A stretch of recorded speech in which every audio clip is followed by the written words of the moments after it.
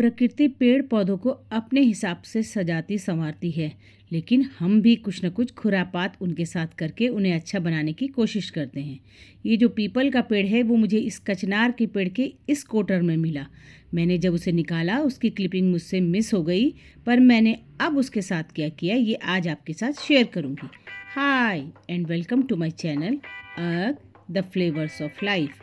आज मैं अपने गार्डन के 2 बोनसाई बनाने की प्रैक्टिस आपके साथ शेयर करूंगी। जुलाई के महीने में जब हम पेड़ों की छटनी करवा रहे थे तब ये पेड़ के ऊपर हमें लगा मिला और हमने इसको वहाँ से निकाल लिया और मैंने सोचा क्यों ना मैं इसको रूट ओवर रॉक बनाने की कोशिश करूं। तो उसके लिए मैंने एक बड़ा सा ये पत्थर मेरे पास था, नदी किनारे से मैंने इसे लाई थी, उसके ऊपर मैंने इसको बांधने की कोशिश की प्रॉपर तरीके से ताकि ये बंध जाए और नीचे इसकी रूट में अच्छे से और आगे ग्रोथ हो जाए। ये जो प्लांट है ये कुछ इस तरह से नेचुरल हैबिटेट में डेवलप हुआ है कि इसका जो ट्रंक है वो इस तरह से है जैसे विंड स्वेप्ट बोनसाई स्टाइल होता है, उस तरीके से अगर हम इसको फ्यूचर में डेवलप करें।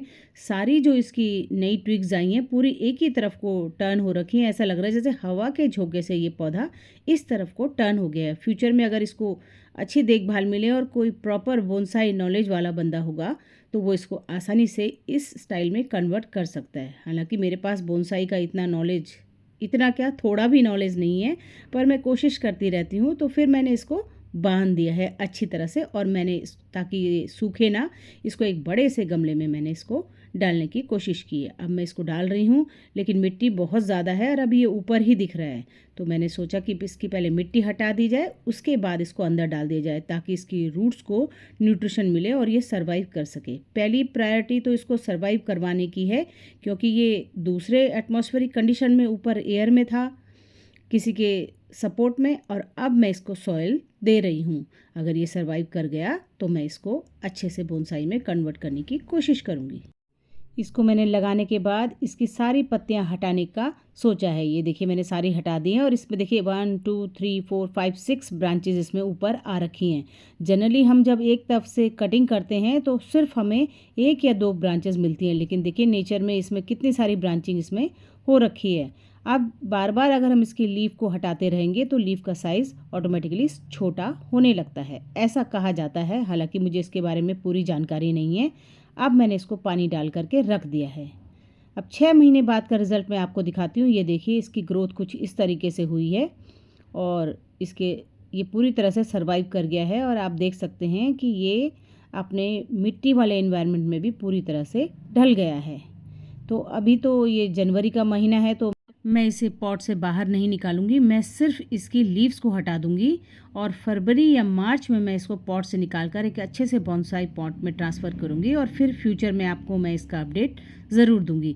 अभी सिर्फ इसकी पत्तियों को हटा देंगे और आगे ग्रोथ का और इंतज़ार करेंगे। इसकी ब्रांचेस थोड़ा सा और लंबी हो जाएं, उसके बाद या तो इसको अम्ब्रेला स्टाइल देंगे या फिर उसी तरह से जैसे हवा में नेचर में ये एक डायरेक्शन में टर्न हो जाते हैं उस तरह का स्ट्रक्चर मैं इसको देना चाहती हूँ। तो आगे फ्यूचर में मैं आपको इसका अपडेट ज़रूर दूंगी। अब चलते हैं मेरे अगले बोनसाई की तरफ, जिसको मैं आपको अभी दिखाने वाली हूँ। 1 साल पहले भी मैंने उसका वीडियो बनाया था और फिर उस समय आपसे कहा था कि मैं आपको उसका अपडेट दूंगी। अब मैंने उसको क्या किया है ये मैं आपके साथ अभी शेयर करती हूँ। तो चलिए देखते हैं उस प्लांट को भी वो कैसा दिख रहा है। ये जो क्लिपिंग्स आप देख रहे हैं ये उस प्लांट की हैं जो मैंने फाइकस का प्लांट 1 साल पहले इसका मैंने वीडियो डाला था और कुछ इस तरह से इसको टर्न की थी इसकी ब्रांचेस को। और अब मैं इसकी ब्रांचेस का क्या करने जा रही हूँ वो मैं आपके साथ शेयर कर रही हूँ। तो देखिए कुछ इस तरह से मैंने इसमें वायरिंग कर दी है। एक हाथ से वायरिंग और कैमरा हैंडल करना थोड़ा मुश्किल होता है, लेकिन फिर भी मैं आपको दिखाऊंगी कि कुछ इस तरह से मैंने इसकी ब्रांचेस को मोड़ दिया है। नीचे की जो पतली पतली रूट्स थी वो भी अब मोटी हो चुकी हैं। अब देखिए कुछ इस तरह से इसका शेप आया है और ये मैंने प्लास्टिक के धागे से बांधा है, पर ये ठीक नहीं लग रहा है तो मैं इस धागे को हटा के दोबारा से ट्राई करूँगी कि इसको अच्छी शेप दे सकूँ।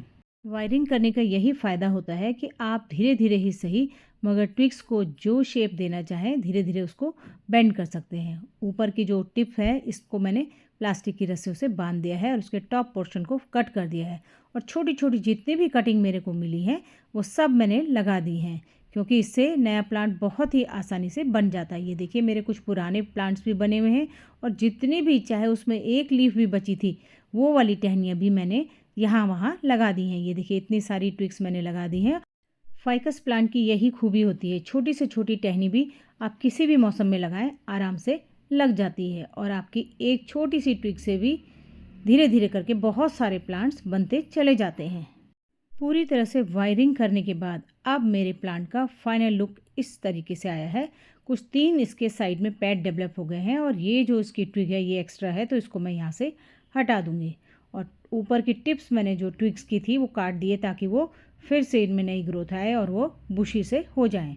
तो कुछ इस तरह से वायर को टर्न करने के बाद मेरा ये फाइकस का प्लांट दिखाई देने लगा है। इसके 3 पैड इसके टॉप में डेवलप होंगे और धीरे धीरे ये पूरी तरह से बुशी हो जाएंगे, ऐसा मुझे लगता है।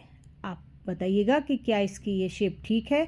अगर नहीं तो मुझे इसमें क्या चेंजेस करने चाहिए, अपने सजेशन आप मुझे ज़रूर बताइएगा, क्योंकि मैं बोनसाई के बारे में इतना ज़्यादा नॉलेज तो रखती नहीं हूँ। अगर किसी को सुझाव देना हो तो ज़रूर उसका तहे दिल से स्वागत है। आप मुझे इसको किस तरह से डेवलप करना चाहिए ज़रूर बताइएगा। खूब सारे प्लांट लगाते जाइए और जीवन में खुशियाँ फैलाते रहिए। अपना कीमती समय देने के लिए बहुत बहुत धन्यवाद।